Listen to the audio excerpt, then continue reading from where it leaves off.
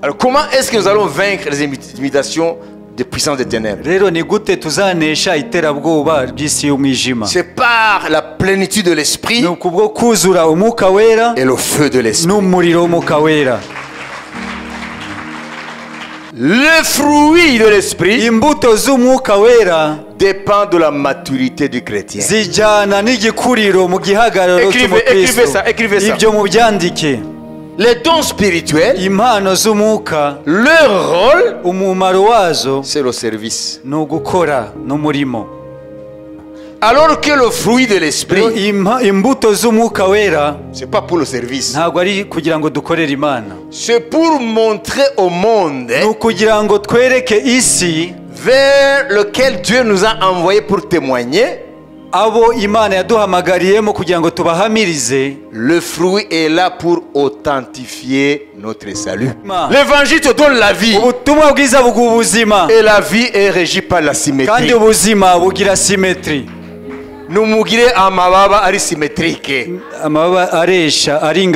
Impano zose. Imbuto zose. Amen. Hanyuma tuguruke hejuru y'ibibazo. Amen. Amen.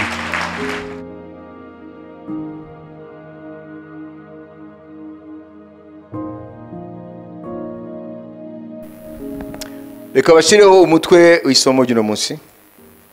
Les deux ailes de la colombe du Jourdain. Amababa abiri y'inuma yo kuri Yorodani. Le message d'aujourd'hui, comme toujours, c'est un message très pertinent. Donc il faut vraiment prêter attention.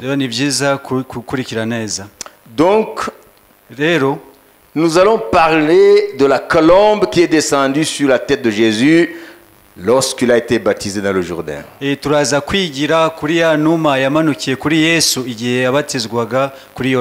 Lisons ce que Luc nous rapporte dans son évangile. Luc 3, versets 21-22. Tout le peuple se faisant baptiser, Jésus fut aussi baptisé. Et pendant qu'il priait, le ciel s'ouvrit et le Saint-Esprit descendit sur lui sous une forme corporelle comme une colombe. Voilà, donc c'est la colombe de question. Et une voix fit entendre du ciel ces paroles: T'es mon fils bien-aimé, en toi j'ai mis toute mon affection. Nuko abantu bose babatijwe na Yesu amaze kubatizwa, agisenga ijuru rirakinguka, umwuka wera aramumanukira afite ishusho y'umubiri usa n'inuma. Ijwi rivugira mu ijuru riti: Ni wowe mwana wanjye nkunda, nkakwishimira. Amen. Amen. Amen. Amen. Alléluia. Amen. Voilà, donc Jésus s'est rendu aussi au Jourdain pour être baptisé suite au message de Jean-Baptiste. Yesu nawe ajya kuri Yorodani kugira ngo abatizwe bishingiye ku butumwa bwa Yohana Umubatiza. Donc beaucoup de gens allaient se faire baptiser. Abantu benshi bajya kubatizwa, convaincus de péché par le message de Jean-Baptiste. Bakemezwa ibyaha byabo n'ubutumwa bwa Yohana Umubatiza. Même si Jésus était saint, nubwo Yesu yari uwera, lui aussi il entra dans les eaux du Jourdain. Nawe yinjira mu mazi ya Yorodani. Et Jean a voulu refuser de baptiser Jésus. Et Yohana yashatse kwanga kubatiza Yesu. Et Jésus, Yesu aramubwira ngo, accepte Jean, emera Yohana, pour que nous puissions accomplir toute la justice. Je suis venu m'identifier à l'humanité pécheresse, afin de la tirer de là et faire d'eux une humanité acceptable aux yeux de Dieu, ça veut dire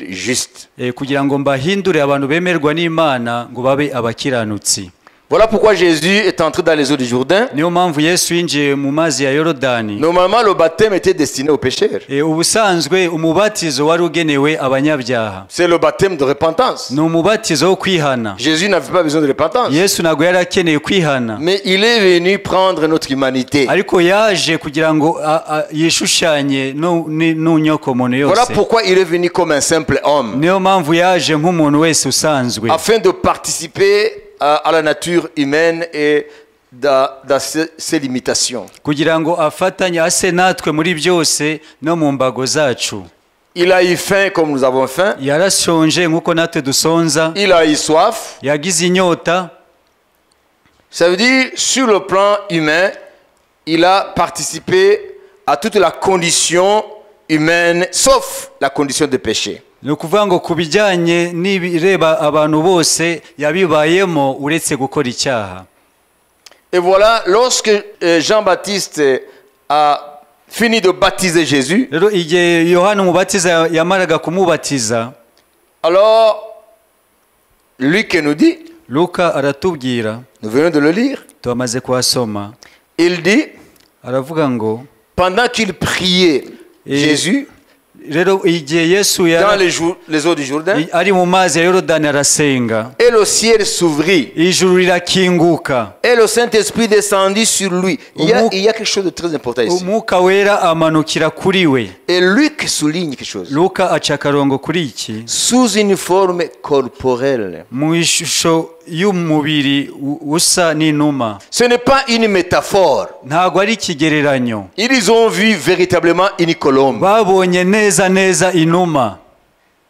Ceux qui étaient là, ils ont vu une colombe Abari aho ngaho babonye inuma se poser sur Jésus. uza kuri Yesu. Babonye inuma igaragara. Ntabwo ari ibintu by'ikigereranyo. Niyo mpamvu Luka, il insiste, le Saint-Esprit descendit sur lui sous une forme corporelle. Hano aciye akarongo ngo mwuka Pas wera spirituellement. amanuka kuri we mu ishusho y'intumwa, ntabwo ari mu mwuka. Amen. Vous comprenez? Amen. Donc, pourquoi est-ce que le Saint-Esprit a pris la forme d'une colombe? Ese ni kuki umwuka wera yafashe ishusho y'inuma? Il y a plusieurs explications. Hari ibisobanuro byinshi. La colombe symbolise la pureté. Ni ukuvuga ngo inuma igaragaza ukwera. La colombe symbolise la simplicité. Inuma ikagaragaza guca bugufi. Il y a beaucoup de qualités qu'on reconnaît à la colombe. Hari byinshi byiza bizwi ku numa. Donc le symbolisme d'une colombe. Ikigereranyo ishusho y'inuma. Mais aujourd'hui nous allons voir autre chose que ça. Uyu munsi rero turareba ikindi kitari muri ibyo. Icyambere, une colombe fait partie des oiseaux. Inuma ibarizwa mu nyoni. Et nous savons que les oiseaux, la plupart des oiseaux, ont des ailes. Kandi turabizi ko mu nyoni ziba zifite amababa abiri. Pour les aider à voler. Kugira ngo azifashe kuguruka. Pourquoi est-ce que les oiseaux n'ont pas une seule aile? Kubera iki inyoni zitagira ibaba rimwe? Pourquoi est-ce qu'il y a deux? Kubera iki hari abiri? C'est pour avoir l'équilibre. No kugira ngo ibashe kugenda ihamye. Kimwe mukamaro k'amababa abiri kugira ngo niguruka igire équilibre. Et voilà. Et rero le Saint-Esprit a pris la forme d'une colombe. Umwuka wera yafashe ishusho y'inuma. À part tout le symbolisme de la colombe, uretse ibintu bitandukanye byerekana inuma, nous allons prendre tout simplement la signification de des ailes. Twebwe turafata ibisobanuro by'amababa abiri. Nous avons vu que twabonye ko c'est ça qui donne à l'oiseau l'équilibre. Nicyo gihesha inyoni kugenda ihamye idahengamiye uruhande rumwe. Lors de son vol. Igihe iri kuguruka. Pour affronter l'air. Kugira ngo ihangane n'umuyaga. Et pour qu'il y ait l'équilibre. No kugira ngo igende idahengamye. Alors, le Saint-Esprit est venu. Rero umwuka wera yaraje sur Jésus kuri Yesu sous une forme corporelle d'une colombe. Afite ishusho y'inuma. Et la Bible nous dit aussi nous rero Bibiliya tubwira ngo twebwe que Jean a baptisé d'eau pour amener le peuple à la repentance. Ko Yohana umubatiza yabatije ubwoko bw'Imana kugira ngo abuzane mu kwihana. Et il a dit à ceux qui l'écoutaient maze abwira abamwumvaga d'attendre un autre qui viendra après lui, ngo bategereze undi uzaza nyuma ye plus puissant que lui, ufite ubushobozi kumurusha qui a existé avant lui. wabayeho mbere ye. En d'autres termes, c'est lui le créateur. Mu yandi magambo niwe muremyi. Alors lui, rero we il vous baptisera we azababatirisha du Saint-Esprit umwuka wera et de feu. n'umuriro. On peut lire ça dans Luc. Reka tubisome muri Luka. Toujours Luc. Luka ni ukomeza. Amen. Amen. Chapitre 3. Igice cya gatatu. Alléluia. Amen. Chapitre 3, Luc. Igice cya gatatu Luka. Alors au verset 16 et 17. Ku murongo wa 16 n'uwa 17. Il leur dit à tous, moi je vous baptise d'eau, mais il vient celui qui est plus puissant que moi, et je ne suis pas digne de délier la courroie de ses souliers. Lui, il vous baptisera du Saint-Esprit et de feu. Il a son vent à la main, il nettoie son air et il amassera le blé dans son grenier. Ça veut dire vous et moi, les enfants de Dieu, nés de nouveau. Mais il brûlera la paille dans un feu qui ne s'éteint point. Ça veut dire les pécheurs, ça veut dire les non-croyants.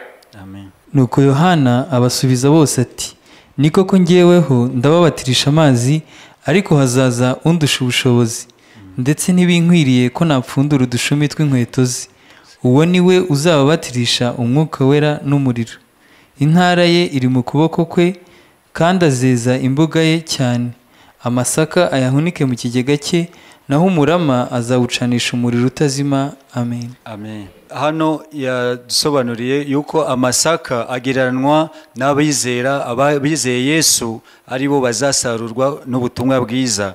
Noneho uyu murama ni babandi batizeye bazajugunwa mu muriro utazima.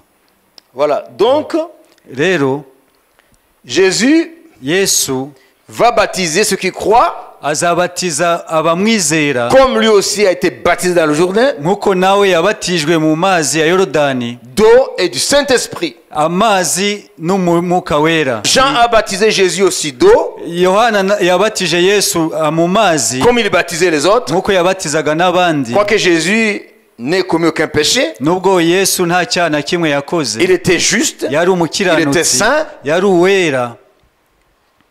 parce que la Bible dit, Marie, le Saint-Esprit te couvrira de son ombre, Kuko Mariya yabwiwe yuko ngo umwuka wera azamutwikira, de son ombre, azagutwikira, et tu seras enceinte, uzasama inda, et celui qui naîtra de toi uzavuka muri wowe sera appelé le Fils du Très-Haut, azitwa umwana w'isumba byose, le Saint du Très-Haut. uwera w'isumba byose. Voilà pourquoi les démons, lorsqu'ils voyaient Jésus de loin, Niyo mpamvu abadayimoni iyo babonaga Yesu kure ils criaient, baratakaga, nous savons qui tu es, bavuga ngo turakuzi, Jésus de Nazareth, Yesu w'i Nazareti, le Fils du Dieu Très-Haut. umwana w'Imana isumba Et byose. ils continuaient, Bagakomeza, tu es le Saint du Très-Haut. uruwera w'isumba byose. Jésus, c'est le Saint du Yesu Très-Haut. ni uwera w'isumba byose. Donc, il n'avait pas besoin d'être baptisé. Rero ntabwo yari akeneye kubatizwa, Mais il a été baptisé comme les pécheurs. ariko yabatijwe nk'umunyabyaha. Et après, Ariko nyuma yaho le ciel s'est ouvert. ijuru rirakinguka, Le Père lui a envoyé le Saint-Esprit. data amwohereza umwuka wera. Amen. Amen. Amen. Amen. Sous une forme corporelle d'une colombe. Mu ishusho y'inuma. Alors nous aussi, Natwe rero à l'instar de Jésus, mu mwanya wa Yesu notre Seigneur, umwami wacu, nous avons la promesse natwe dufite isezerano du baptême du Saint-Esprit yo kubatizwa umwuka wera et de feu. n'umuriro. Mais beaucoup de gens croient que c'est facultatif. Ariko abantu bamwe bibwira ko ari ibintu wahitamo cyangwa ukabireka. Ça, c'est de l'ignorance. Ibyo ni ukutamenya. Ils ne savent pas pourquoi Dieu baptise du Saint-Esprit et de feu. Ntibazi impamvu Imana ibatiza mu mwuka wera no mu muriro. Pourquoi d'abord le feu? Kubera iki umuriro? Jérémie, Yeremiya il dit ceci. avuga aya magambo. Lisons. Reka dusome. Jérémie 29. Yeremiya 20:9. Si je dis, je ne ferai plus mention de lui, je ne parlerai plus en son nom, il y a dans mon cœur comme un feu dévorant qui est renfermé dans mes os. je m'efforce de le contenir, je ne le puis.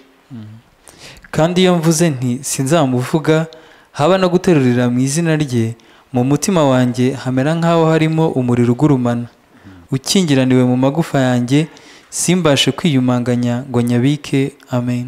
Amen. Jérémie, Yeremiya lorsqu'il exerçait son ministère prophétique, igihe yakoraga umurimo we w'ubuhanuzi il a rencontré beaucoup d'opposition et de difficultés. yahuye n'ibibazo n'ibintu yagiye ahangana nabyo Parce qu'il n'annonçait pas des choses qui plaisent au peuple. kuko ntabwo yavugaga ubutumwa bunezeza abantu. Le message prophétique que Dieu lui donnait, Ubuhanuzi Imana yamuhaga c'était des messages qui reprenaient le peuple bwari ubuhanuzi buhugura abantu pour qu'ils se répandent. kugira ngo bihane, Et les gens ne veulent pas de tels messages. kandi abantu ntabwo bakunda ubutumwa nk'ubwo. Jérémie n'était pas populaire Yeremiya ntabwo yari akunzwe parce que ces messages ne plaisaient pas aux oreilles de son peuple. ubutumwa bwe ntabwo bwanezezaga amatwi y'ubwo bwoko. Et il dit, Akavuga ngo chaque fois que je crie, lisez le verset précédent. kuko iyo mvuze hose mba ntaka gusa nkarangurura mvuga iby'urugomo n'ibyo kurimbuka kuko ijambo ry'Uwiteka rimbayeho igitutsi no gushinyagurirwa bukarinda bwira. Amen. Amen. Est-ce que vraiment il était dans une condition confortable? Ese yari mu bihe rwose yumva atuje? Est-ce qu'il était confortable vraiment? Ese yari atuje ameze neza? Tu m'as persuadé, Éternel, et je me suis laissé persuader. Ayi Uwiteka waranshutse nemera gushukwa, Tu m'as saisi et tu m'as vaincu. undusha amaboko nicyo gituma unsinda, Et je suis chaque jour un objet de raillerie. mpindutse urw'amenyo umunsi wose, Tout le monde se moque de moi. umuntu wese aranseka. Car toutes les fois que je parle, il faut que je crie. kuko iyo mvuze hose mba ntaka gusa, Que je crie à la violence et à l'oppression. nkarangurura mvuga iby'urugomo n'ibyo kurimbuka. Et la parole de l'Éternel est pour moi un sujet d'opprobre et de risée chaque jour. kuko ijambo ry'Uwiteka rimbayeho igitutsi no gushinyagurirwa bukarinda bwira. Si je dis je ne ferai plus mention de lui, kandi iyo mvuze nti sinzamuvuga je ne parlerai plus en son nom, haba no guterura mu izina il y a rye, dans mon cœur comme un feu dévorant mu mutima wanjye hamera nk'aho harimo umuriro ugurumana qui est renfermé dans mes os. ukingiraniwe mu magufa yanjye, Je me force de le contenir, simbashe je kwiyumanganya ne le puis. ngo nyabike. Voilà. Amen. C'est ça la condition dans laquelle Jérémie a servi Dieu. Ni muri ubwo buryo, muri ibyo bihe Yeremiya yakoreyemo Imana. Ni ibyo bihe byaranze ubuzima bwa Yeremiya nk'umuhanuzi w'Imana. Amen. Si Dieu lui avait dit ce qu'il attendait en tant que prophète, il aurait, s'il avait le choix, mais il n'aurait pas accepté. Yiza kuba yari afite amahitamo ntabwo yari kubyemera. C'est pourquoi il dit, l'Éternel, tu m'as vaincu. Niyo mpamvu avuga ngo Uwiteka warantsinze. Aujourd'hui, être serviteur de Dieu, c'est comme quelque chose de prestigieux. Uyu munsi kuba umukozi w'Imana ni ishema. C'est pourquoi les charlatans aussi en profitent. Niyo mpamvu n'abatekamutwe baboneramo inyungu. Il n'y a pas un prix à payer aujourd'hui. Nta kiguzi batanga. Il suffit de caresser les hommes dans le sens du poil. Gusa ni ukuza ukaresha abantu. Mais à l'époque de Jérémie, Ariko mu gihe cya Yeremiya c'était très difficile. byari bigoye cyane. S'il n'était pas protégé par Dieu, Atarinzwe n'Imana il serait complètement lapidé et mis à mort. bari kumutera amabuye bakamwica. Parce qu'il criait à la repentance. Kuko yarwanyaga, yahamagariraga abantu kwihana. Et les gens ne voulaient pas entendre le message. Abantu rero ntibakunde ubutumwa nk'ubwo ngubwo. Toute proportion gardée, c'est la même chose aujourd'hui. Ugereranyije n'ubu ngubu niko bimeze. Ça veut dire que les gens n'aiment pas le message de repentance. Abantu ntabwo bakunze ubutumwa bwo kwihana. Les gens d'aujourd'hui n'aiment pas des messages qui les appellent à se remettre en question. Abantu bo muri iki gihe ntabwo bashaka ubutumwa butuma bitekerezaho basubire ku murongo. Les cœurs sont endurcis. Imitima yarinangiwe. Ils sont devenus tellement matérialistes qu'ils ne veulent pas entendre parler des choses spirituelles. Bakunda iby'isi ku buryo badashaka kumva ibintu by'umwuka. Il faut leur parler des choses actuelles, de plaisir, du monde. Ukwiriye kubabwira ibiriho ibijyanye no kwinezeza mu by'isi. Les stars d'aujourd'hui, la musique, je ne sais pas quoi. indirimbo ibirangirire ibintu nk'ibyo. Mais le message, le véritable message de Dieu, ariko ubutumwa nyabwo bw'Imana tel que Jérémie le proclamait, nk'uko Yeremiya yabuvugaga ne trouve pas beaucoup d'adeptes. nta benshi babukunda. Alors, qu'est-ce qui s'est passé? Rero ni iki cyabaye? Pour qu'il continue à crier malgré lui, kugira ngo akomeze kurangurura nubwo yatabishakaga, Dieu a mis en lui un feu dévorant. Imana yashize muri we umuriro ukonkora. Et ce feu quittait son cœur et se répandait dans ses os. Uwo muriro wafataga umutima ukamanuka ukagira no mu magufa ye. Après avoir été ridiculisé, igihe abantu bamusekaga, après avoir donné le message, yamara gutanga ubutumwa et qu'il est ridiculisé, abantu bakamuseka, qu'est-ce qui s'est passé là? ni iki rero cyahitaga kiba? Après s'être ridiculisé, abantu bamaze kumuseka à cause du message, kubera ubutumwa, qu'est-ce qui se passait? ni iki cyahitaga kiba? Ce qui se passait, icyahitaga kiba, c'est qu'il disait, yaravuganga ngo je ne ferai plus mention de lui. ntago nzongera kukuvuga. Et quand il disait qu'il ne ferait plus mention de lui, igihe yavugaga ngo sinzongera kuvuga Uwiteka, alors le feu commençait à le consumer. umuriro rero watangiraga kumutwika, A commencer par son cœur, uhereye mu mutima we jusque dans ses os. kugera no mu magufa. Et pour qu'il ait le répit ou le repos, kugira ngo atuze rero, pour qu'il ait la paix, kugira ngo yumve agize amahoro, il fallait qu'il sorte à la place publique et crier encore. yagombaga kujya ku mugaragaro akavuga ibyo Imana ishaka. Alors, d'où venait ce feu? Rero uwo muriro waturukaga he? C'est le feu du Saint-Esprit. ni umuriro w'Umwuka Wera.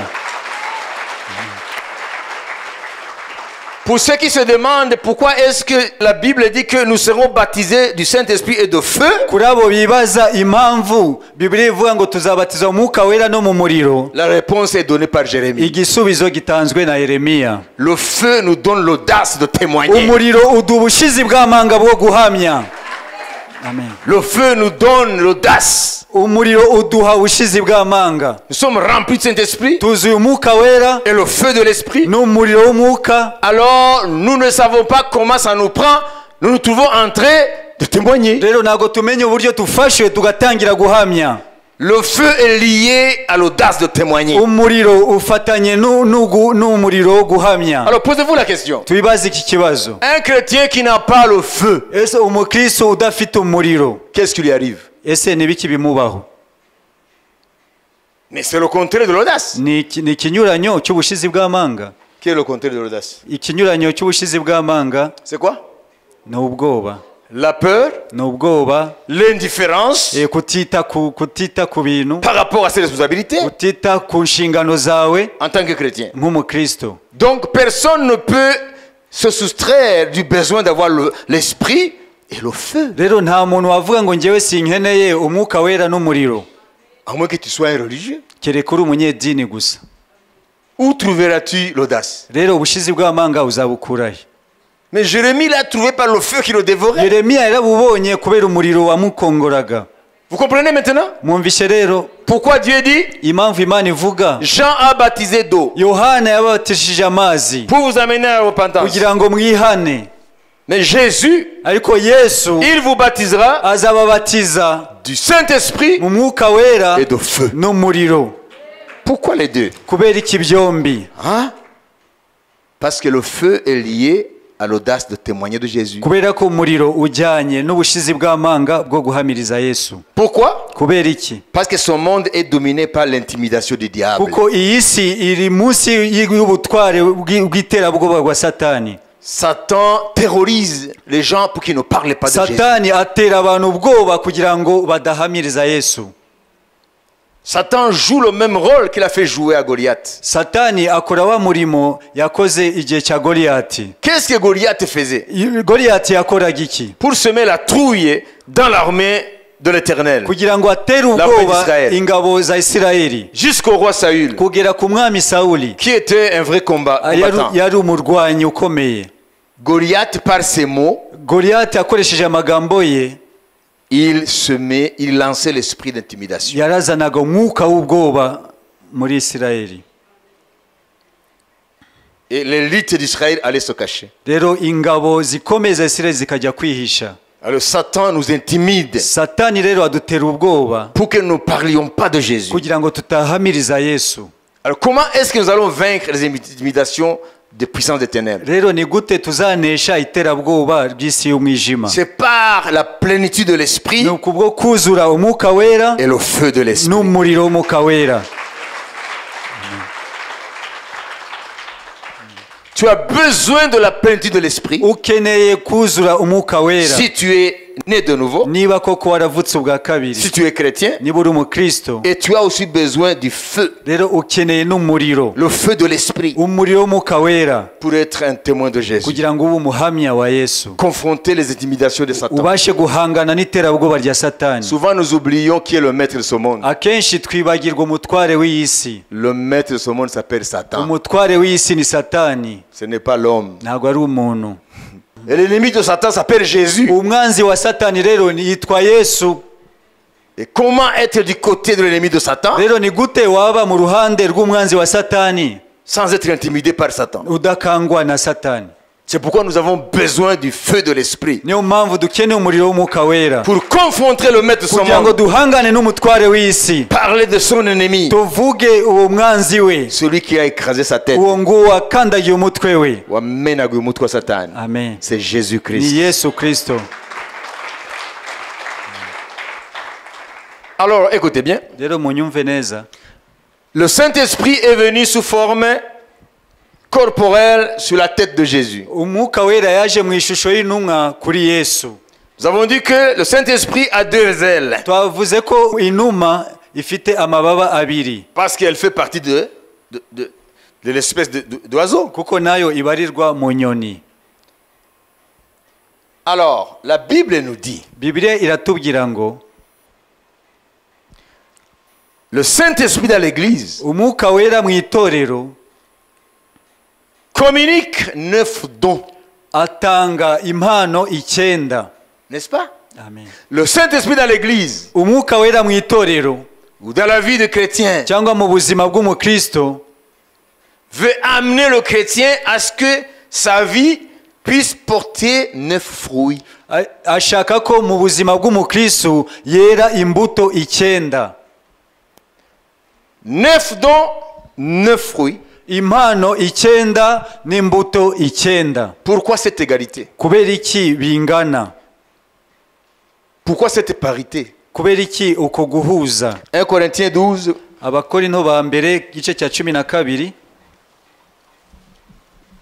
verset 8, verset 11. umurongo wa 8 kugeza ku wa 11. umwe aheshwa ijambo ry'ubwenge n'umwuka, undi agaheshwa n'uwo mwuka ijambo ryo kumenya, undi agaheshwa n'uwo mwuka kwizera, undi agaheshwa n'uwo mwuka impano yo gukiza indwara, undi agahabwa gukora ibitangaza, undi agahabwa guhanura, undi agahabwa kurobanura imyuka, undi agahabwa kuvuga indimi nyinshi, undi agahabwa gusobanura indimi. Ariko ibyo byose uwo mwuka umwe niwe ubikorera muri bo, agabira umuntu wese uko ashaka. Amen. Amen. Là, nous avons 9 dons, Ahanga dufite impano 9. n'est-ce pas? Amen. Alors, nous allons voir 9 fruits dans Galates 5, 22. Tugiye kureba imbuto 9 mu Bagalatiya 5:22-23. Ariko rero imbuto z'umwuka ni urukundo, ni ibyishimo, ni amahoro no kwihangana no kugira neza n'ingeso nziza no gukiranuka no kugwa neza no kwirinda. Ibimeze bityo nta mategeko abihana. Amen. Amen. 23. 23. No kugwa neza no kwirinda. Ibimeze bityo nta mategeko abihana. Amen. Amen. Le 2, c'est le Saint-Esprit qui les amène dans la vie du chrétien. Byombi ni umwuka wera ubizana mu buzima bw'umukristo. Est-ce que c'est le hasard qui a placé 9 dons et 9 fruits de l'esprit? Ese ni ibintu byikoze gusa kugira ngo habeho impano 9 n'imbuto 9? Il n'y a pas de hasard. Rero ntabwo ari ibintu byikoze. Il faut que tu comprennes. Ukwiriye gusobanukirwa. Amen. Amen. Lorsque l'Esprit est venu, iyo igihe Mwuka Wera yazaga il a amené des dons. yazanye impano. Et les dons, nous venons maintenant de les lire dans 1 Corinthiens 12, depuis le verset 8 jusqu'au verset 11. Impano twazisomye mu Bakorinto ba mbere igice cya 12 kuva ku murongo wa 8 kugeza ku wa 11. Dites ceci.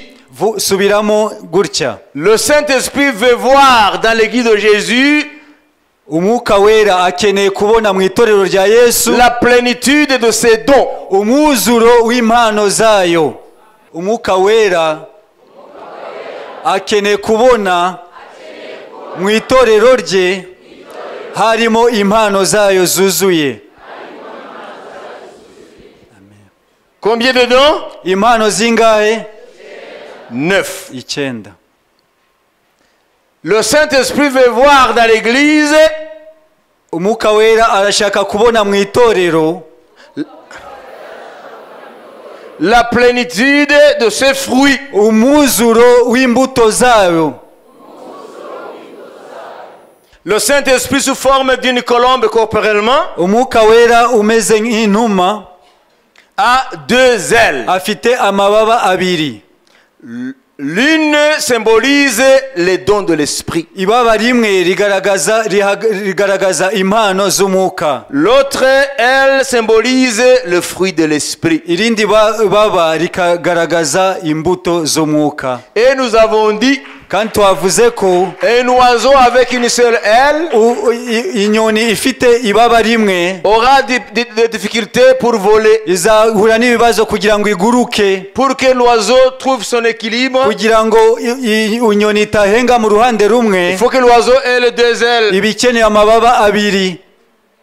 Pour qu'un chrétien soit un chrétien équilibré devant Dieu, kugira ngo umukristo aba ahamye, il faut qu'il ait les dons de l'Esprit et les fruits de l'Esprit. akeneye kugira imbuto, impano n'imbuto.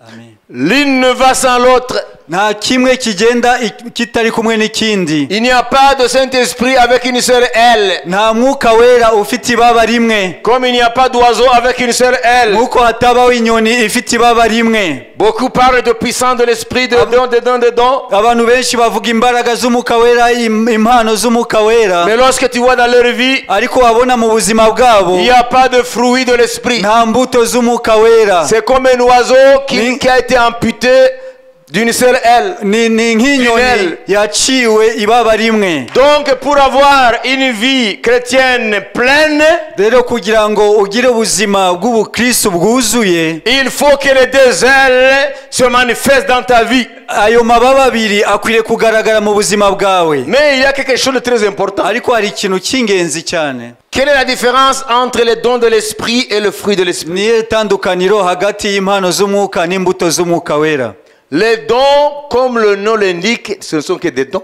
Impano nkuko zitwa ni impano nyine. Ça dépend de la souveraineté du donneur. Ibyo bituruka kuzitanga. Celui qui décide à qui donner ceci, à qui donner ceci. Ni ufata umwanzuro wo ndaha uyu cyangwa ndaha uyu. Mais Dieu veut voir dans l'église ariko Imana irashaka kubona mu itorero la plénitude des dons umwuzuro w'impano en train zose d'être exercés. zikora. C'est pourquoi l'Esprit donne comme il veut. Niyo mpamvu umwuka atanga uko ashaka. Mais Dieu veut une église dont les dons spirituels sont en plénitude, en train d'être exercés. ariko Imana ishaka ko mu itorero impano zose zikora zigakoreshwa. Mais quel était le problème de l'église de Corinthe? Rero ikibazo cy'itorero ry'i Korinto cyari iki? L'église de Corinthe ne manquait aucun don. Itorero ry'i Korinto nta mpano n'imwe baburaga. C'est ce que Paul nous dit. Nibyo Pawulo atubwira. Mais quand tu regardes le fruit de l'Esprit, ariko wareba ku bijyanye n'imbuto z'umwuka, c'était une église à reprendre, une église minable, ryari itorero rifite ibibazo, remplie de dons, ryuzuye impano, mais pas de fruit de l'Esprit. ariko nta mbuto z'Umwuka Wera. Pourquoi? Kubera iki? Comment une église remplie de dons spirituels, rifite impano z'Umwuka Wera, mais il n'y a pas de fruit de l'Esprit? ariko nta mbuto z'Umwuka Wera? C'est ce que je vais vous expliquer en peu de mots. Nibyo ngiye kubasobanurira mu mwanya mutoya. Amen. Amen. Les dons de l'Esprit, impano z'Umwuka ça s'appelle don. zitwa impano nyine. Donc on ne mérite pas. ni ukuvuga ngo ntabwo tuba tuzikwiriye, C'est l'esprit qui donne comme il ni veut. umwuka wera uzitanga uko ashaka. Mais le fruit alors, ariko imbuto, pour qu'un arbre porte des fruits, kugira ngo igiti cyera imbuto, c'est pas à n'importe quel stade de croissance. rero ntabwo ari kuri buri rugero rw'imikurire y'icyo giti. Il faut que l'arbre croisse et atteigne la maturation. rero icyo giti gikwiriye kuba gikuze kigeze ku rugero rwo kwera imbuto. Alors tu vas voir sortir les fruits. rero uzabona imbuto zitangiye gusohoka Tu vas kugaragara, voir apparaître les fruits. uzahita ubona rero imbuto ziza.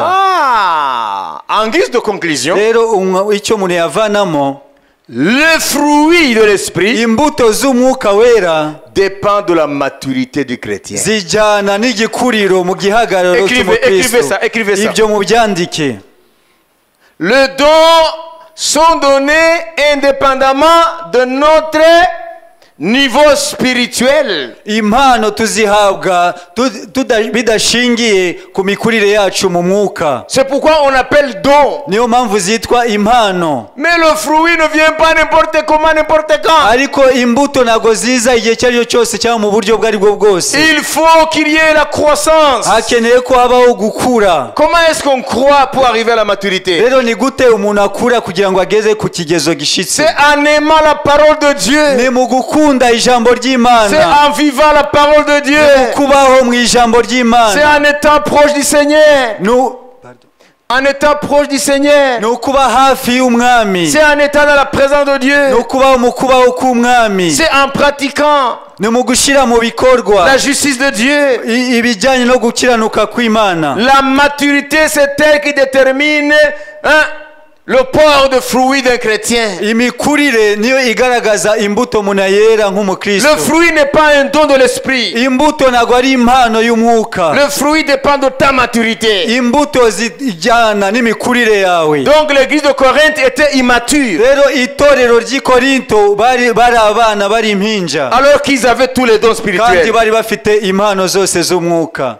Dans cette dynamique de chercher la face de Dieu, rero mu bijyanye no gushaka mu maso y'Imana, avec la détermination de continuer à chercher Dieu, n'ukuntu twiyemeje mu gushaka Imana, il faut que nous puissions aspirer à ce que nous ayons le désert en bon état, en bonne santé. rero tukwiriye kwifuza kugira ayo mababa abiri ameze neza. Que l'esprit nous remplisse de ses dons umwuka wera atuzuza impano ze, et que nous puissions aussi croître dans la parole de Dieu natwe dukure mu ijambo ry'Imana, et que nous devenions matures en Christ tube abantu bakuze muri Kristo, afin que le monde voie les fruits. kugira ngo isi ibone imbuto. Quel est le rôle du fruit? rero imbuto zimaze iki? Quel est le rôle du fruit de l'esprit? rero umumaro w'imbuto z'umwuka wera ni uwuhe? Les dons spirituels, impano z'umwuka, leur rôle, umumaro wazo c'est le service. ni ugukora n'umurimo.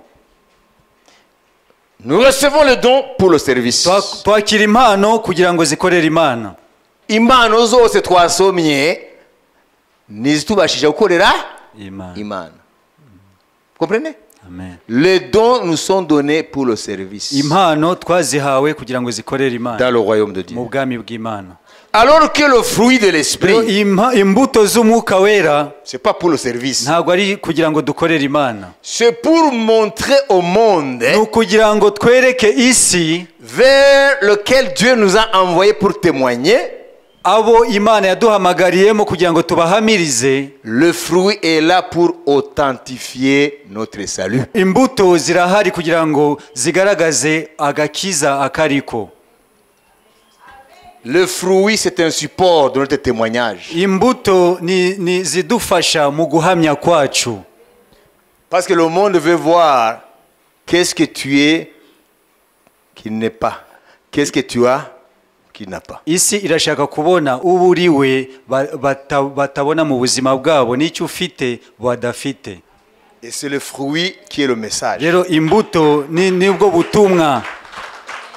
Amen. Alors, passons vite en revue chaque don, chaque fruit. rero reka tugende tureba buri mpano na buri mbuto. Commençons maintenant. dutangire noneho 8. 1 Corinthiens 12, 8. Abakorinto ba mbere 12 umurongo wa 8. En effet, à l'un est donné par l'Esprit une parole de sagesse. umwe aheshwa ijambo ry'ubwenge n'umwuka.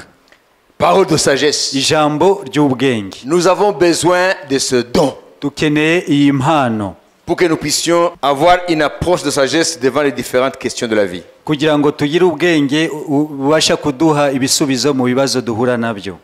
Ce don, nous l'avons vu agir maintes fois dans la vie de Jésus ou dans la vie de Salomon, dans la vie de tous les serviteurs de Dieu. iyi mpano twabonye ikora mu buzima bwa Yesu, mu buzima bwa Salomo n'abandi bakozi b'Imana. Muribuka Yesu bamubwira ngo ese biremewe ko dutanga imisoro ya Kayizari? Abafarisayo n'abasadukayo bashaka kumutera imitego. Impano y'ubwenge niyo yakoze. Ava munzanira igiceri. Arareba hariya ishusho efiji. Iyi ninde uyu ni Kayizari. Kayizari mumuhibye. N'Imana muyihe ibyaye. Ça c'est en direct l'exercice de la parole de sagesse. Hano ni ijambo ry'ubwenge ryakoze. À un autre une parole de connaissance. Undi agaheshwa n'uwo mwuka ijambo ryo kumenya. Jésus révèle la vie cachée de la Samaritaine. Yesu yahishuye ubuzima buhishe bw'umusamariyakazi. Tu as eu 5 maris. Wari ufite abagabo batanu. Et celui que tu as maintenant n'est pas le tien. N'ufite ubu si uwawe. Ça c'est la parole de connaissance. Iryo ni ijambo ryo kumenya. Alors troisième don, impano ya gatatu, à un autre la foi. Undi agaheshwa n'uwo mwuka kwizera. Il y a différents types de foi. hari ubwoko butandukanye bwo kwizera. La foi qui nous donne le salut. Ukwizera kuduhesha agakiza. La foi par laquelle nous vivons chaque jour. Ukwizera dans la dépendance de Dieu. Tugenda twishingikiriza ku Mana. Hein? Amen. Kuishi ni Kristo. Kubaho ni Na Kristo. kufa ni faida. No gupfa ni inyungu. Mtume Paulo amesema. Niko Paulo avuga. Kuishi ni Kristo. Kubaho ni Kristo. Un vrai chrétien, il ne vit pas par lui-même mais par la foi en Dieu. Umukristo nyawe ntago abaho kubwe ahubwo abeshwaho no kwizera. Mais la foi dont il est question ici, hano kwizera kuvugwa hano, c'est un autre type de foi. ni ubundi bwoko bwo kwizera. C'est la foi ni ukwizera dans les miracles. mu bitangaza La by'Imana. foi dans le ni surnaturel. ukwizera mu buryo bw'ubumana. Élie, Eliya il dit devant tout Israël, avuga imbere ya Isirayeli yose avec les prophètes de Baal, n'abahanuzi ba Bayali, il dit, aravuga ngo aujourd'hui, uyu munsi nous allons voir qui est Dieu. turaza kumenya ninde Imana. Si c'est Baal, niba ari Bayali, tous nous allons aller derrière Baal. twese tuzamugana. Si c'est l'Éternel, niba ari Uwiteka, nous allons retourner à l'Éternel. twese tuzahindukirira Uwiteka.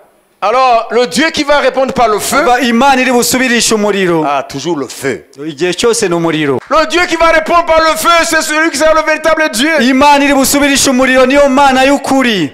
Mais où est-ce que Élie a tiré cette audace? Ese Eliya yavanye he ubwo bushizi bw'amanga? Kuko atavuze ngo ninkorwa n'isoni. Noneho umuriro Ntumanuke. numanuke. Niwe wenyine against Israel yose n'abahanuzi ba Bayali. Bari kumurigata. Hein?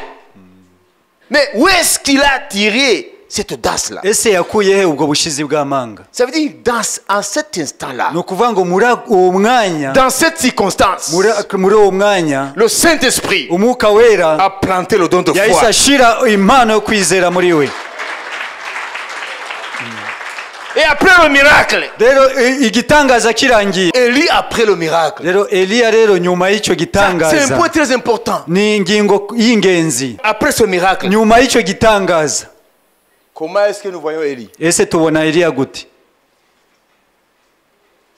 Et Wika, pas personne. Umunyantege nke. Mais où est parti l'audace de Carmel? Ese bwa bushizi bw'amanga bwa Karumeli bwagiye he? Élie prend la fuite pour sauver sa vie devant les Eliya menaces arahunga kugira ngo yikize les menaces de Jézabel. iterabwoba rya Yezabeli. Mais où était? Mais en moins de 24 heures, nta n'amasaha 28 yaratambutse, nous voyons un autre Élie. tubona undi Eliya. Qu'est-ce qui s'est passé? Ese niki cyabaye?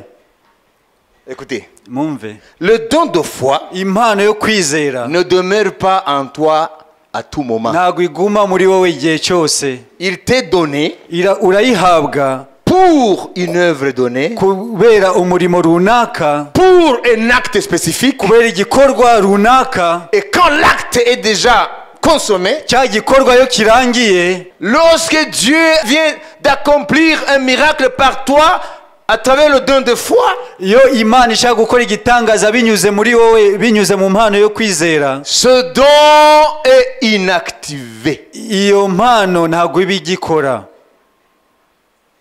Kugira ngo nugenda ubyitirira, nugenda urakugwa n'isoni. Ce don reviendra iyo mpano izagaruka lorsque Dieu aura besoin de faire quelque chose pour taire ses ennemis. Imana izaba ikeneye gukora ikintu kugira ngo icecekeshe abanzi bayo. Nous avons dit que les dons c'est pour le service. twababwiye ko impano no kugira ngo ikoreshwe. Donc ne soyez pas prompt à juger Élie. Rero nimuzihutire gucira urubanza Eliya. Mais pourquoi est-ce que ce prophète de feu, on l'appelle prophète de feu? Bamwita ngo umuhanuzi w'umuriro. Il a fait descendre le feu. Yamanuye umuriro. Mais comment il fuit Jézabel? Rero ni gute yahunga Yezabeli? Ah oui, parce que le don était inactif. Kuko ya mpano ntago yari gikora. Il reviendra une autre fois. Izagaruka ikindi gihe. Nous avons beaucoup à apprendre. Dufite byinshi byo kwiga. Le don de guérison. undi agaheshwa n'uwo mwuka impano yo gukiza indwara. Retenez bien. Ce n'est pas le don de guérison, mais de guérison. Nago ari ugukiza indwara imwe, ahubwo ni mu bwinshi, indwara mu bwinshi.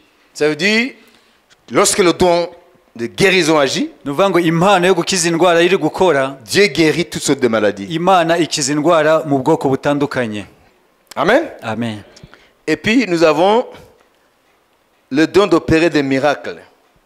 undi agahabwa gukora ibitangaza. Lorsque ce don est en nous, yo iyi mpano iri muri twe, hein?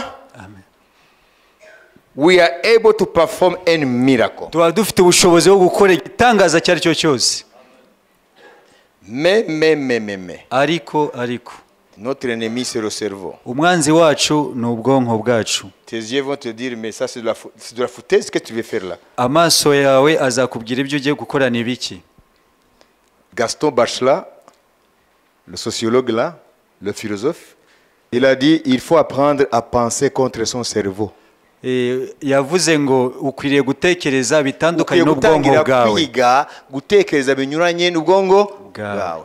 Burakubwira ngo ibi ntago bishoboka. Ukwiye kurwanya ubwonko bwawe. Ubwonko bwawe uzakubwira ibi nibi.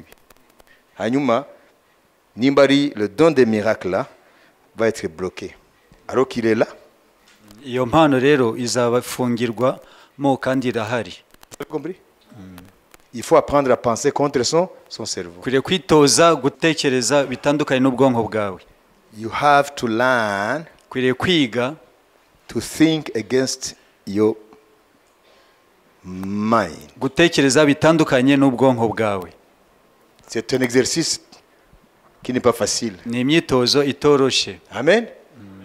Amen. Amen. Mais quand le don de miracle est là, rero iyo impano y'ibitangaza ihari, parce que Dieu sait que nous avons un cerveau qui ne suit pas kuko Imana la volonté de l'esprit. Iziko dufite ubwonko budakurikira ubushake bw'umwuka wera. Alors Dieu a prévu une issue. Imana rero yateganyije indi nzira. Dieu va combiner Imana irahuza le don de foi et le don de guérison. Impano yo kwizera n'impano yo gukora ibitangaza. Kuko impano yo kwizera ihari iracecekesha ubwonko. Noneho ya mpano y'ibitangaza igakora. Byamara gukoreka ukibaze uriya yari yewe. Ibandi babyumva. Amen. Amen. Mugihe rero utarajya muri situation ngiyo ugatinya ko wasubira muri ya situation. Ati noneho nibitakoreka. Kandi byarakoretse. Et puis le don prophétie. Undi agahabwa guhanura.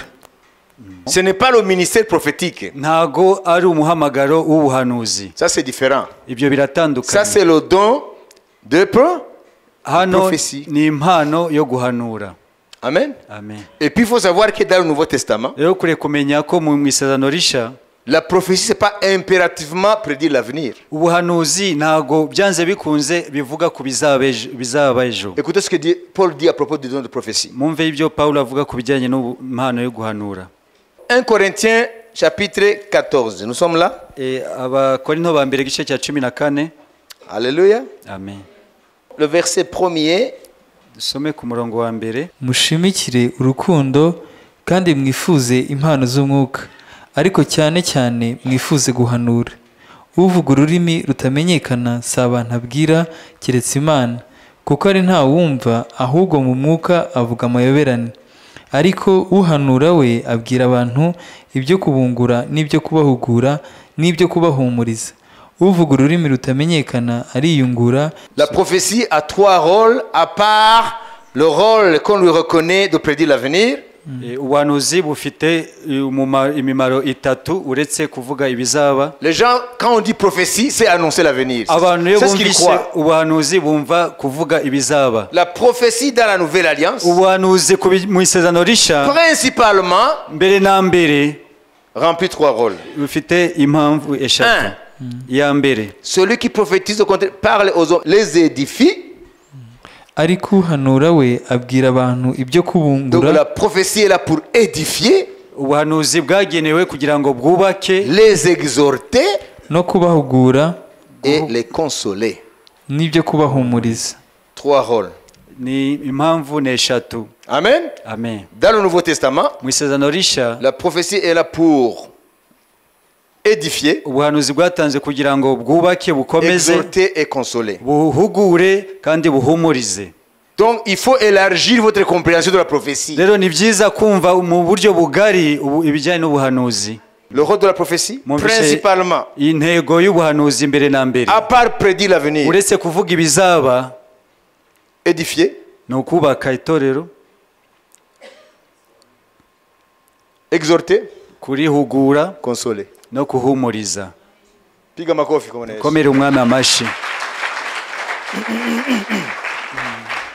Amen. Amen. Alors, retournons à nos dons là. Dusubire ku mpano zacu. Après le don de prophétie, il y a le discernement des esprits.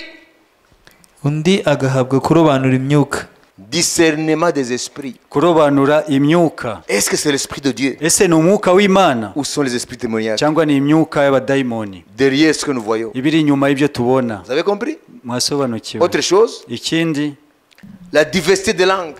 Undi agahabwa kuvuga indimi nyinshi. Voilà, ça fait, c'est un don aussi. nayo ni impano. Diversité des langues. Indimi nyinshi. Ces langues, ce sont des langues célestes. Izi ndimi ni indimi zo mu ijuru. Amen. Amen. Toi qui crois que parler la langue, c'est de bizarrerie. Wowe wibwira ko kuvuga mu ndimi ni ibintu bitasobanutse. Paul dit ceci. Pawulo aravuga ngo, Verset 12, de chapitre 14, 1 Corinthiens, jusqu'au verset 16, il va dire, Nuko rero namwe ibyo mushimikira kubona impano z'umwuka aba ariko murushaho gushishikarira kuzunguza itorero. Nuko uvuga ururimi rutamenyekana asabe kugira ngo ahabwe no gusobanura. Iyo nsenga mu rurimi rutamenyekana umwuka wanjye urasenga, ariko ubwo ubwenge bwanjye ntibugira icyo bwungura abandi. Nuko noneho ngire nte, nzajya nsengesha umwuka wanjye, ariko kandi nzajya nsengesha n'ubwenge, nzaririmbisha umwuka wanjye, ariko kandi nzaririmbisha n'ubwenge.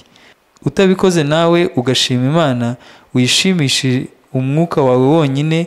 Umuntu uri mu ruhande rw'injiji akaba atamenya icyo uvuze, yabasha ate kwikiriza ati amen umaze gushima? Ku bwawe uba ushimye neza koko, ariko wa wundi ntacyo aba yungutse. Amen. Amen. Amen. Alors 18, il va dire, Ku murongo wa 18, Shimira Imana yuko mwese mbarusha kuvuga indimi zitamenyekana. Amen. Ariko mu iteraniro aho kuvuga amagambo inzovu mu rurimi rutamenyekana, nahitamo kuvuga amagambo 5 nyavugishije ubwenge bwanjye, kugira ngo nigishe n'abandi. Amen. Amen. Est-ce qu'il est en train de se glorifier? ese hano ari kwirata? Non, Paul ne se glorifie pas. Pawulo hano ntabwo ari kwirata, Il est en train de leur dire, ari kubabwira si nous sommes en public, niba turi mu iteraniro il faut dire des choses que le public comprend et peut répondre Amen. ukwiriye kuvuga ibintu byumvikana ku buryo abandi bavuga ngo amen. Mais quand on parle en langue Rero iyo uvuga mu ndimi et qu'il n'y a pas d'interprétation, kandi nta usobanura il uhari, serait mieux que ça soit dans ton culte personnel. byaba byiza ari mu masengesho yawe wenyine, Parce que tu t'édifies. kuko wowe uba wiyubaka wowe Parce que ton ubwawe, esprit s'adresse à Dieu à travers des mystères. kuko umwuka wawe uba usenga uvugana n'Imana mu bwiru Et bw'Imana. il dit aux Corinthiens, Abwira abakorinto, je rends grâce parce que je parle en langue plus que vous tous. ndashima Imana ko mvuga mu ndimi kubarusha mwese. Amen. Amen. Alléluia. Amen. Alléluia. Amen. Mais il dit, Ariko aravuga ngo vous ne me voyez pas pendant le culte en train de parler la langue tout le temps. ntabwo mumbona mu materaniro buri gihe cyose mvuga mu ndimi. Je dois parler dans une langue que vous comprenez afin de vous édifier. Ngomba kuvuga mu rurimi mwumva kugira ngo mwubakwe munguke. Mais si vous ne me voyez pas parler en langue pendant le culte, Rero niba tout le temps, mutambona mvuga buri gihe cyose mu ndimi mu cela ne materaniro, veut pas dire que je n'ai pas ce don. si ukuvuga ngo iyo mpano ntabwo nyifite, D'ailleurs, je vais vous dire une chose. ahubwo ngiye kubabwira ikintu Je kimwe, parle en langue plus que vous tous. mvuga mu ndimi kubarusha mwese. Alors, si Paul parlait en langue, Niba koko Pawulo yaravugaga mu ndimi, qui es-tu mon frère? wowe urinde Qui mwene es-tu data, ma soeur? wowe urinde mwene mushiki wanjye, Pour dire je n'en veux pas. kugira ngo uvuge ngewe ntabwo mbikeneye. Ce sont des bizarreries. Ibyo ni ibintu bitafututse. Bwana kusamehe. Imana ikubabarire, Uzaguma uri pauvre en esprit. uzaguma uri umukene Parce que tu vas mu mwuka. travailler avec ta logique toujours. Wowe uzahora ukoresha ubwenge bwawe gusa, Alors que nous avons affaire à des mystères qui nous dépassent. kandi hari ubwiru buturenze. Amen. Amen. Le dernier, Impano ya nyuma, l'interprétation des langues. undi agahabwa gusobanura indimi. Voilà. Si nous parlons en langue, niba tuvuga mu ndimi il faut aussi prier à ce que l'Esprit nous donne le don d'interprétation des langues. dukwiriye gusenga kugira ngo umwuka wera aduhe impano yo gusobanura indimi, Et il donne. kandi arazitanga. Parce que Jacques dit, Kuko Yakobo aravuga ngo s'il y a quelqu'un qui manque de sagesse parmi vous, niba hari umuntu udafite ubwenge muri mwe, s'il y a quelqu'un qui manque de sagesse parmi vous, niba hari umuntu udafite ubwenge muri mwe, qu'il la demande à Dieu. abusaba Imana, Dieu va donner. Imana izabumuha. Amen. Amen. Le problème, c'est que les gens n'ont pas de foi. Ikibazo nuko abantu badafite kwizera, Ou bien ils n'aspirent pas. abantu nta nubwo bafite inyota, Ils n'aspirent pas. ntago babifitiye inyota. Les choses sont là. C'est comme si ça ne les concerne pas. Ibintu birahari ariko ni nkaho bitabareba. Dans la Bible, il ne faut que trier ce qui les arrange. Muri Bibiliya batoranyamo gusa ibyo bashaka. Galates, Abagalatiya chapitre 5, igice cya 5 verset 22. Mais le fruit de l'esprit, c'est l'amour. L'amour. ariko rero imbuto z'umwuka ni urukundo. urukundo. Pour que nous soyons des chrétiens pleins d'amour, Kugira ngo tube abakristo buzuye urukundo, alors que nous avons dans la chair quelque chose qui est l'antinomie de l'amour, kandi muri kamere yacu dufite ikinyuranyo cy'urukundo, alors au fur et à mesure que nous communions avec Dieu rero uko tugenda dusabana n'Imana et que nous entrons en profondeur de la parole de Dieu, tukinjira ibwina mu ijambo ry'Imana, le Saint-Esprit nous aide umwuka wera aradufasha pour que nous puissions dans notre caractère kugira ngo mu miterere yacu dépasser notre ego turenge kwirebaho, et manifester l'amour de Christ. tutangire kugaragaza urukundo rwa Kristo. C'est un fruit de maturité. Iyo ni imbuto iba yakuze. Deuxième fruit, Imbuto ya kabiri, la joie.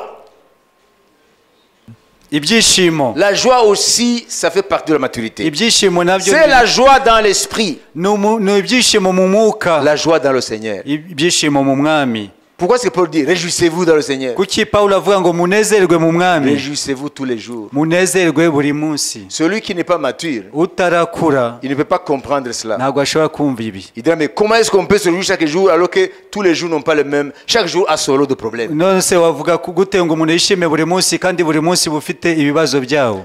La paix, Amahoro c'est la paix de Jésus dans nos vies. ni amahoro ya Yesu mu buzima bwacu. Elle n'est connue, accessible que pour les gens matures. Abantu bagira aya mahoro ni abantu bamaze gukura mu mwami. La patience. Kwihangana, La patience, c'est le fruit de maturité. kwihangana ni imbuto yo gukura. Beaucoup de gens disent, Abantu benshi baravuga ngo et c'est comme ils disent. ko bitinze. Ça, c'est pour les gens sans patience. Ibyo ni abantu badafite kwihangana, Et la patience n'est que pour les gens matures. kandi kwihangana bijyanye n'abantu bakuze. Parce que les bébés veulent hein, ici et maintenant. abana baba bashaka ako kanya ibyo ashaka ahita abibona. Ce sont les gens matures qui savent que chaque chose a son temps. Buri umuntu yamaze gukura niho amenya ko buri kintu cyose kigira igihe cyacyo. La bonté,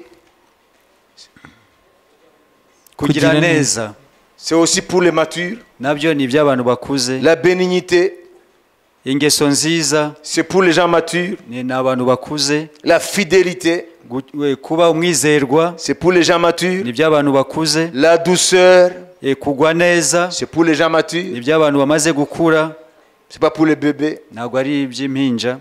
La tempérance, Kwirinda, self-control in English, ça fait partie des fruits de l'esprit pour les gens matures. nabyo ni imbuto y'umwuka ku bantu bamaze gukura. On va me projeter là quelque chose, dans une seconde je vais vous expliquer. Hari ibyo bagiye kunshiriraho hano kugira ngo tubikoreshe umwanya muto. Nous allons parler d'un concept qu'on trouve dans la création qui s'appelle la symétrie. Tugiye kureba ijambo riri mu byaremwe yitwa symétrie. La symétrie, c'est le principe qui régit la vie.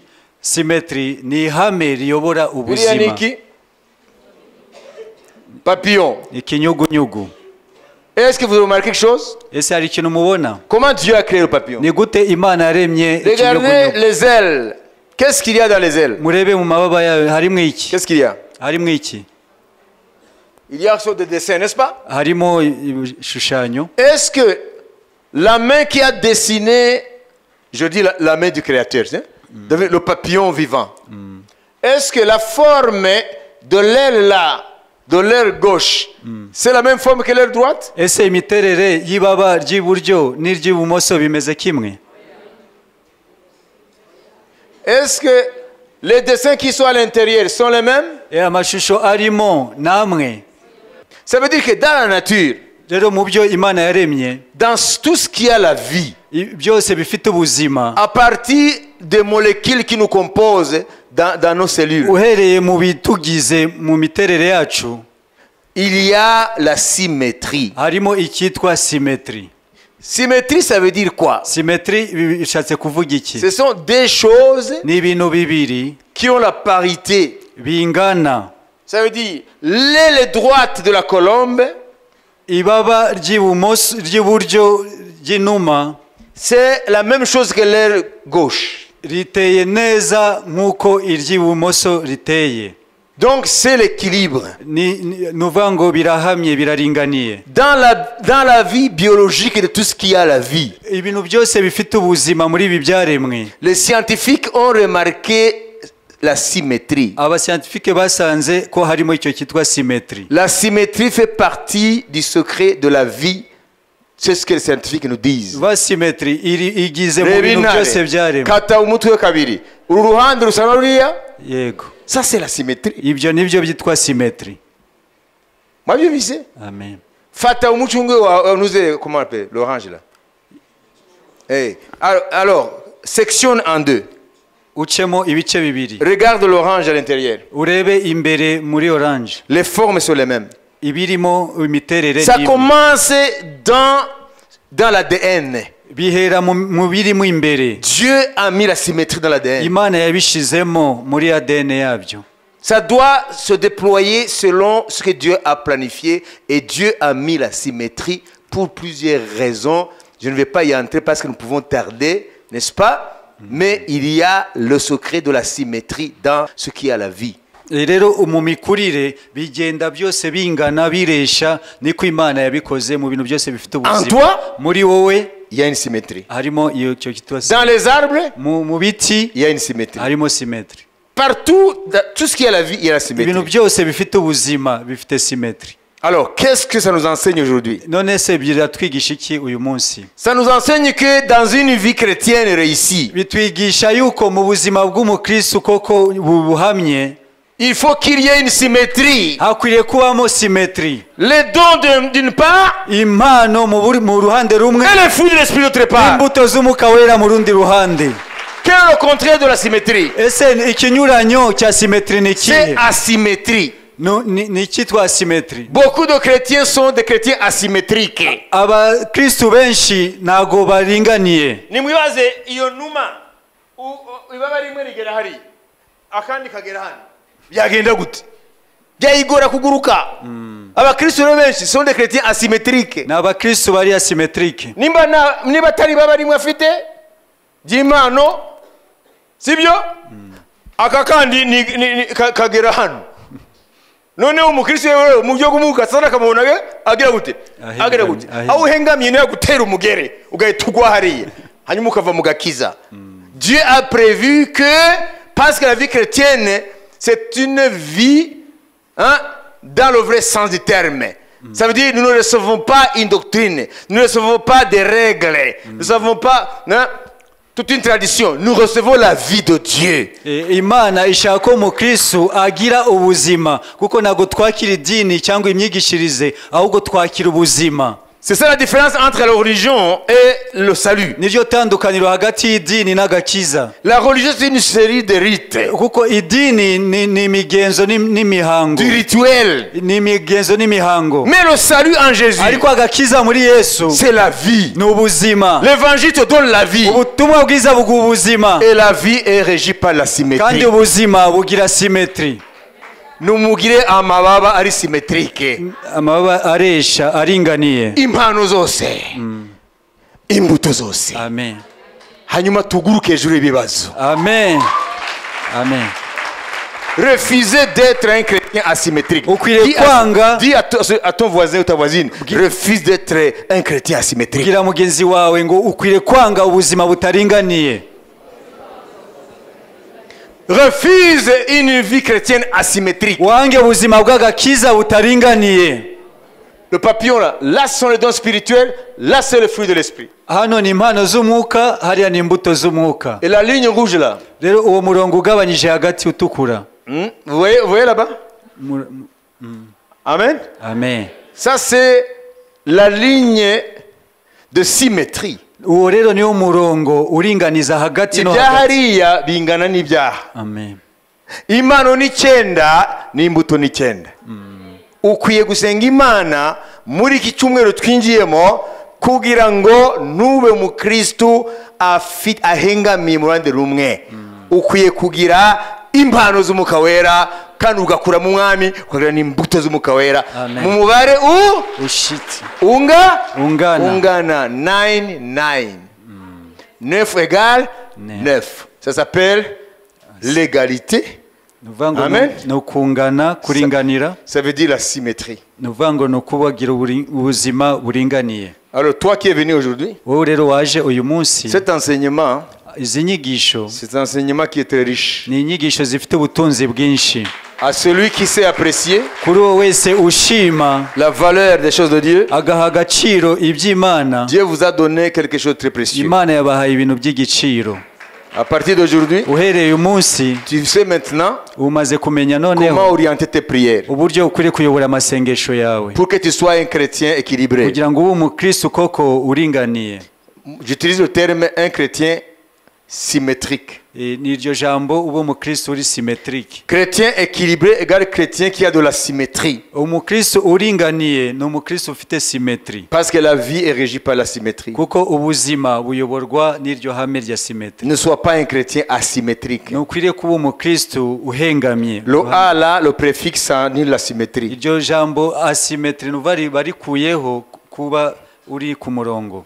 Je terminerai en vous disant, ndasoza mbabwira, et vous allez partir avec ça. Kandi murataha nicyo. Ephésiens 5:18. Abefeso 5:18. C'est ce que Dieu veut pour tout le monde. Nicyo Imana ishakira buri wese.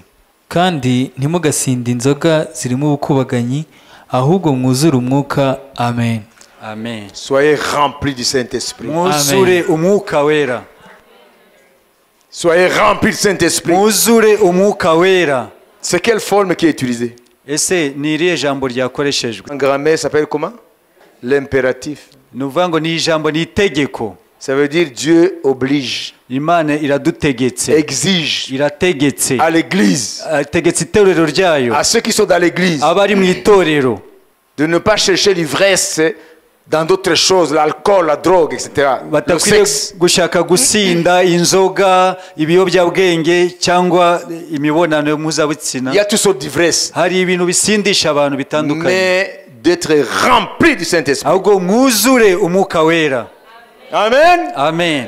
Il ne dit pas, s'il vous plaît, pourriez-vous être rempli du Saint-Esprit? Ntabwo avuga ngo ese mushobora kuzura umwuka Il dit, wera. soyez remplis du Saint-Esprit. Aravuga ngo mwuzure umwuka wera. Pourquoi Dieu dit ça? Kuki Imana ivuga ibyo Comme un ordre. nk'itegeko? C'est parce que lorsque nous sommes remplis du Saint-Esprit, Nuko iyo tuzuye umwuka wera nous avons la maîtrise sur notre vieil homme. tuba dufite ubutware kuri kamere yacu, Nous avons la maîtrise sur la chair. tuba dufite ubutware kuri kamere, Non seulement la puissance, uretse imbaraga gusa, mais aussi l'habileté de produire le fruit de l'esprit. tuba dufite n'ubushobozi bwo kwera imbuto z'umwuka, Parce que nous ne marchons pas dans la chair, kuko ntabwo tuba tuyobowe na mais kamere, dans l'esprit. ahubwo tuba tugendera mu mwuka. Marchez dans l'esprit Kugendera mu mwuka et vous n'accomplirez pas les désirs de la chair. Ntabwo mu- Mugendere mu mwuka niho mutazasohoza kamere Amen. n'irari ryayo. Amen. Alors, inclinons nos têtes maintenant. Reka tunamike imitwe yacu. Je vous dis, les miracles de votre vie Ndababwira ibitangaza by'ubuzima bwanyu dépendent de votre réception de la parole de Dieu. bijyana n'uburyo mwakira ijambo ry'Imana. Vous comprenez? Amen. Parce qu'il y a dans notre nature quelque chose qui régimbe contre la parole de Dieu. Kuko muri kamere yacu hari ibirwanya ijambo ry'Imana. Alors, toi qui es ici Rero wowe uri hano et qui n'as pas encore reçu Jésus, ukaba utarakira Yesu, je vais te voir dans 2 minutes lever ta main ndashaka kubona uzamura ikiganza cyawe, et nous allons t'aider à recevoir le salut gratuit turagufasha en Jésus-Christ. kugira ngo wakire agakiza k'ubuntu muri Kristo Yesu. Waba uri hano wowe utarakira Yesu, waba uri hano kugira ngo wakire umwami Yesu, uzamura ukuboko kwawe. Imana ishimwe ni data. Nawe wowe utarakira Yesu uri hano, wowe uri muvandimwe wazamura ukuboko, ngwino hano. Nundi nawe aze kugira ngo tumufashe. Ngwino ntugire ikibazo. Uno munsi wagakiza, Yesu arabahamagaye bagakiza. Amen. Ngwino mukizwe. Ibihe ni bibi. Mu gihe kiri imbere bazashaka gakiza bakabure. Kini cyo gihe cyo gukizwa. Amen. Haleluya. Amen. Ngwino muvandimwe nimburi hano kugira ngo tugufashe wakira gakiza. Haleluya. Amen. Mu gihe rero tugisengera aba, nimba nawe uhari urahaguruka. Nashaka musura amagambo hanyuma akoze Imana barambika ibiganza. Amen. Haleluya. Mumwe muti mwami Yesu, numvise ijambo ryawe, nditabye, ndi umunyabyaha, ndihanye imbere yawe n'imbere y'abamarayika bawe n'imbere y'itorero ryawe. Umbabarire ibyaha byose nakoze, ibyo nibuka n'ibyo ntibuka. Amaraso yawe wamennye ku bwanjye yoze ubugingo bwanjye, umwuka n'umubiri. Wandika izina ryanjye mwami mu gitabo cyawe cy'ubugingo. Nugaruka uzanjyane nanjye. Urupfu ruje utaragaruka sinzarimbuke. Urakoze kumbabarira, urakoze kunyogesha amaraso yawe. Umwuka wawe anyigishe gukunda Imana no kwanga ibyaha. Ndagushima kumbaye wawe. Satani ndamusezeye n'imirimo ye mu izina rya Yesu. Amen. Amashi kumwami Yesu. Akoze Imana mu musengere. Haleluya. Alléluia. Alléluia. Amen. Alors, dans quelques instants, Rero mu mwanya muto. muribaza ko mu ijuru batanezerewe, baranezerewe. Amen. Amashi menshi ku mwami. Abandi duhaguruke. Abandi duhaguruke. Alléluia. Amen. Duhaguruke. Alors, je vais prier pour vous avant que vous partiez. Rero ngiye kubasengera mbere yuko mutaha. Ninde yumva inyigisho z'uno munsi ko ari ikintu ashaka gusaba Imana? Wabibise? Amen. Amen. Amen. Muzabura amaboko yanyu. Haleluya. Amen. Haleluya. Iki cyumweru dushaka kwinjiramo ni icyumweru kidasanzwe, kuko ibi byose twize uyu munsi ni ibidutegura kuri ya cyumweru. Ibi byose Imana izabitanga wereye none kugeza muri ya cyumweru twinjiramo. C'est pourquoi la semaine là s'appelle la semaine de la plénitude de l'esprit. Niyo mpamvu kiriya cyumweru cyitwa icyumweru cyo kuzura Umwuka wera. La semaine qui commence demain, c'est la semaine de la plénitude de l'esprit. icyumweru tuzatangira ejo cyitirirwa ko ari icyumweru cyo kuzura umwuka wera. C'est l'ordre du Seigneur. Ni itegeko ry'umwami. Ephésiens 5:18. Abefeso 5:18. Ne vous enivrez pas du vin. Nimugasinde inzoga. C'est de la débauche.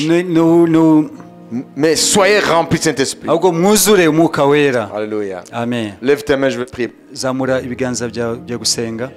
Au nom de Mu Jésus, izina rya Yesu je prie, Père, ndasenze data pour que chaque personne, kugira ngo buri wese tu lui ouvres l'esprit, umufungure mu mwuka we pour commencer à sentir kugira ngo atangire kumva sa misère spirituelle, ubukene bwe bwo mu mwuka, qui commence à sentir atangire kumva qu'il a beaucoup de choses qu'il manque. ko hari ibintu byinshi adafite, Comme il sait qu'il manque l'argent, nk'uko azi ko adafite amafaranga, comme il sait qu'il manque ceci ou cela, nk'uko azi ko adafite ibi n'ibi, des choses matérielles, ibi ngibi bifatika, des choses de ce monde, ibi ngibi byo muri iyi si. mais ouvre son esprit Fungura umwuka we pour qu'il réalise kugira ngo amenye qu'il est pauvre dans les choses de l'esprit, ko ari umukene mu by'umwuka, qu'il comprenne asobanukirwe qu'il aurait besoin d'être enrichi par le Saint-Esprit. ko akeneye gutungwa mu by'umwuka, La connaissance de Dieu, kumenya Imana, les dons de l'Esprit, impano z'umwuka, le fruit de l'Esprit, imbuto z'umwuka, la plénitude de l'Esprit. kuzura umwuka wera. Nous savons que même les besoins matériels Turabizi ko n'ibi bifatika dukeneye peuvent être comblés à travers les dons de l'Esprit. bibasha kuboneka binyuze mu mpano C'est z'umwuka. par le miracle que Jésus a nourri la foule. Ni binyuze mu bitangaza Yesu yagaburiye imbaga. C'est par le miracle que Jésus a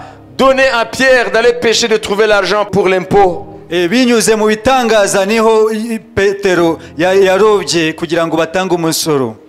Le miracle crée les choses matérielles. Ibitangaza birema ibi bintu bifatika, Et le miracle fait partie des 9 dons. kandi ibitangaza biri mu mpano 9. Celui qui a les dons de l'esprit, Ufite impano z'umwuka il a aussi les biens matériels. afite n'ibi bifatika, Parce que le monde physique a été créé par le spirituel. kubera ko isi igaragara yaremwe n'isi y'umwuka. Dans le nom de Mu Jésus, izina rya Yesu, que ton esprit s'ouvre umwuka wawe aux ufunguke choses de l'esprit. mu bijyanye n'iby'umwuka. Dans le nom de Mu Jésus, izina rya Yesu, que ton esprit s'ouvre umwuka wawe ufunguke aux réalités de l'esprit, mu by'umwuka wera, aux richesses du Saint-Esprit, ubutunzi bw'umwuka wera, aux richesses du royaume de Dieu. mu butunzi bw'ubwami bw'Imana. Seigneur, accorde à chacun Mwami, uhe buri wese une grande soif inyota ikomeye de grandir dans la foi, yo gukura mu kwizera, une grande soif inyota cyane de rechercher ta face, yo gushaka mu maso hawe, une grande soif inyota cyane de pénétrer dans les eaux profondes de la révélation de la parole de yo Dieu. kwinjira imuhengeri mu ijambo ryawe. Au nom de Mu Jésus, izina rya Yesu, pendant que les mondains ont soif de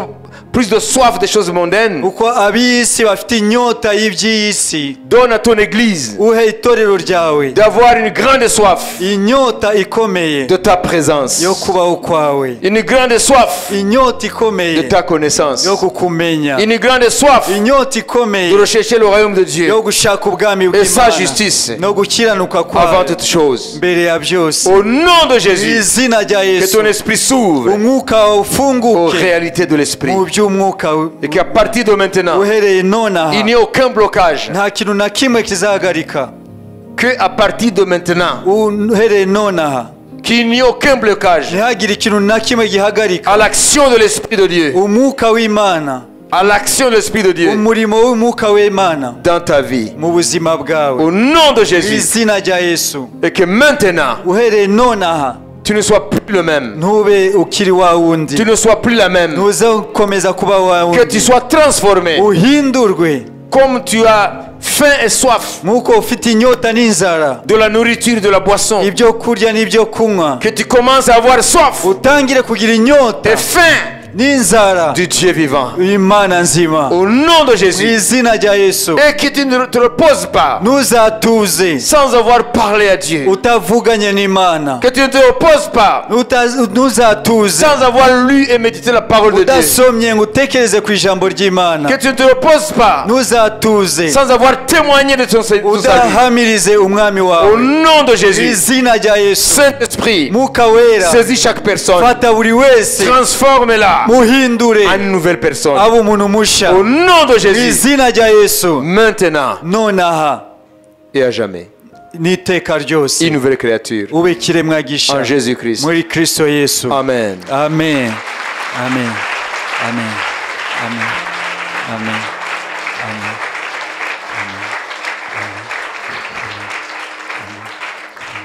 Uhereye ejo rero tuzinjira rero muri realite ya plenitude de l'esprit. Tuzinjira rero imuhengeri mu byo twize uyu munsi amen ku munsi w'ejo. amen Amen. amen Ukwiye rero kugira icyo witega. amen Nibyo bita aspirer. Paul a dit aspirer. kwifuza Amen.